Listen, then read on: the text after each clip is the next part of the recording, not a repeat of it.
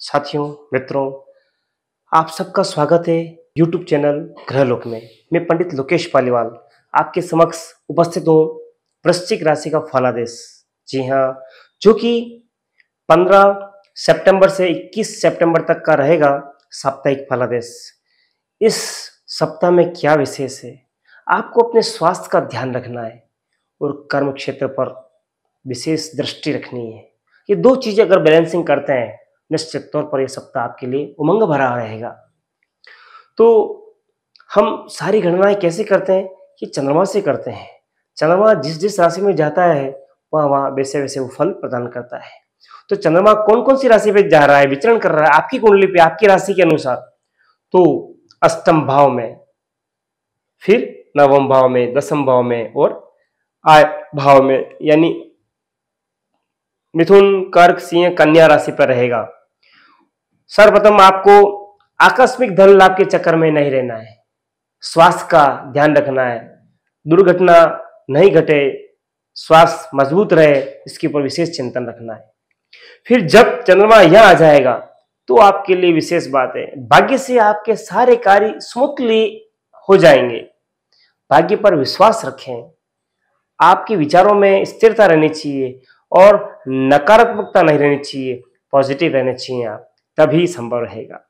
क्योंकि चंद्रमा यहाँ पे स्वग्रही हो जाएंगे तो एक अच्छी बात यह रहेगी कि आपको भाग्य में मदद मिलेगी।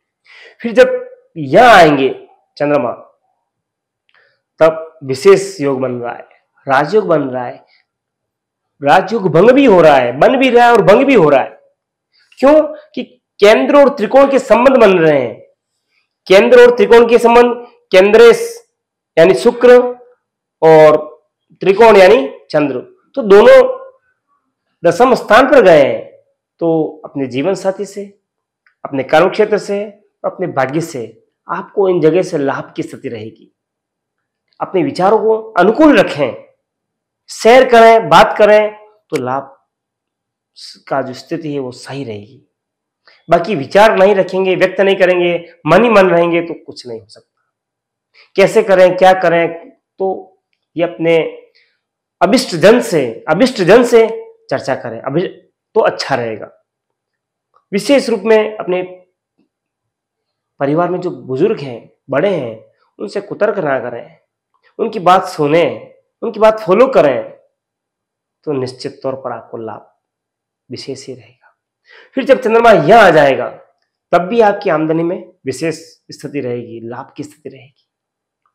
इस सप्ताह में आपको देव दर्शन, देव यात्रा के योग भी बने हुए हैं, तो आप अवश्य परिवारजन को साथ में ले जाएं, देवताओं के दर्शन करें, अच्छा रहेगा। और विशेष बातें इस सप्ताह में क्या क्या विशेष है? 21 तारीख को अमावस्या आ रही है और 21 तारीख को सूर्य ग्रहण भी है। सूर्य ग्रहण भारत में दृश्य नहीं है, इसलिए आप चिंतित ना रहें और कोई कुछ भी कहे आप निर्भीक रहें। आप अपने दान पुण्य पर विशेष ध्यान दें। पितृपक्ष चल रहा है, अपने पितरों का समय चल रहा है, तो उनकी प्रसन्नता के लिए आप दान पुण्य करें, ब्राह्मण को भोजन कराएं या मंदिर में पेटियां रखें तो अच्छा रहेगा। और उनकी तिथि ज्ञात हो तो उस दिन कुछ विशेष कर सकते हैं। ये चर्चा आप अपने परिवारजन से करेंगे, हम क्या करें ताकि उनकी ब्लेसिंग हमें प्राप्त हो। एवं 18 तारीख को गुरु पुष्य भी आ रहा है, तो इस दिन 4 मिनट ही है ये, तो इसमें कुछ विशेष निर्णय लेना चाहें, विशेष कार्य करना चाहें तो आप अवश्य करें। 6:28 से 6:32 तक ये का ये समय रहेगा, जो आपके लिए बड़ा विशेष लाभप्रद वाला है। सूर्य अपना राशि परिवर्तन कर रहे हैं, जो कि सिंह राशि से कन्या राशि में जा रहे हैं 16 तारीख को, तो यह भी आपके लिए अच्छा रहेगा। ग्रहण योग में जो सूर्य थे वो यहां से युति ब्रेक हो रही है और आगे जा रहे हैं। हालांकि बुध जो है वो आय भाव में है, उच्च के हैं, मूल त्रिकोण के हैं, स्वग्रही हैं, लेकिन अस्त चल रहे हैं। इसका प्रभाव आपको आगे शीघ्र ही देखने को मिलेगा। तो ये सारी बातें हमने बताई। अब और विशेष बातें बताएं आपको कि कौन सा दिन आपके लिए बेस्ट है, तो 18-19 सितंबर आपके लिए बेस्ट बना हुआ है। कुछ भी करें निश्चित तौर पर सफलता प्राप्त होगी आपको।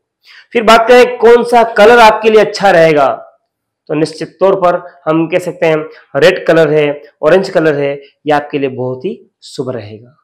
फिर बात करें कौन से दिन को अवॉइड करना है, तो 15 और 16 इन 2 दिन में आप कोई भी नया कार्य नहीं करेंगे, नूतन कार्य नहीं करेंगे, देन लेन का नहीं करेंगे, जमीन का सौदा नहीं करेंगे, रजिस्ट्री नहीं करेंगे, वाहन नहीं खरीदेंगे, तीर्थ यात्रा अगर करने जा रहे हैं बाहर आउट ऑफ तो नहीं करेंगे, आकस्मिक लाभ नहीं हो इसके लिए आप पीछे पीछे भगेंगे नहीं, वो ऑटोमेटिकली होगा समय आने पर, लेकिन इसके पीछे भगेंगे तो धन का अपव्यय होगा, घटना दुर्घटना घट सकती है। फिर बात करें हेल्थ के बारे में, तो आपके चेस्ट में, श्वास में, कफ में और पावों में समस्या रह सकती है। एड़ी है, थाई है, नी है, पिंडलियां है, इनमें दर्द रहना और बड़ा समस्या रह सकती है। नसों का खींचना, कमर के आसपास, ये सारी चीजें आपको रह सकती है, इसका आप विशेष ध्यान रखें। और लीवर भी कमजोर रह सकता है, तो ऐसी चीजें खाएं जो सुपाच्य हो, हैवी फूड कम लें।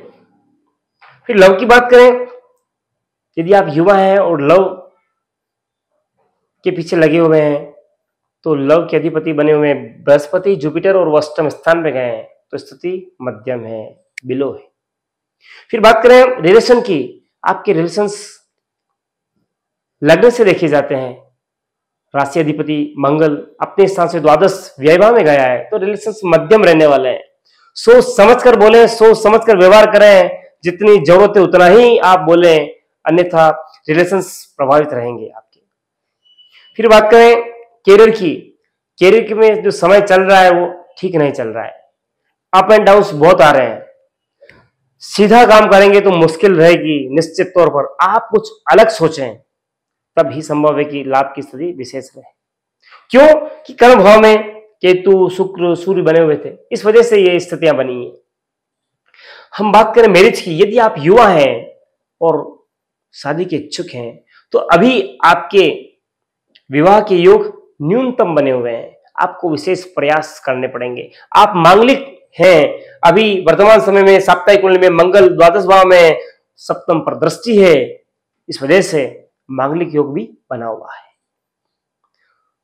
फिर यदि बात करें स्टूडेंट हैं आप, तो आप बहुत मेहनत कर रहे हैं, पढ़ाई में खूब मेहनत कर रहे हैं आप, लेकिन परीक्षा में जो परफॉर्मेंस होना चाहिए वो आपका नहीं रहेगा, उसके लिए आपको वेट करना पड़ेगा। इसी मेहनत को जारी रखें और आगे आपको अच्छा समय आएगा और आप वांछित योग्यता, फल, पद प्राप्त कर पाएंगे। अभी आपको मेहनत करने की और जरूरत रहेगी। फिर बात करें ऐसा क्या उपाय करें जो हमें दोहरे लाभ देने वाला हो, आध्यात्मिक शक्ति भी मिले और उपाय भी हो जाए, तो निश्चित तौर पर एक ही बात कहूंगा आपको मैं कि आप बालाजी और गणेश जी दोनों की उपासना करें, तो सारे कार्य आपके अनुकूल हो जाएंगे। जो आप चाह रहे हैं वो ऑटोमेटिकली शीघ्र ही होंगे। अगर मेरी बातें आपको अच्छी लगी हो, मित्रों से, परिवारजन से शेयर करें, लाइक करें और चैनल को सब्सक्राइब करें एवं कमेंट बॉक्स में जय श्री राम अवश्य लिखें। धन्यवाद।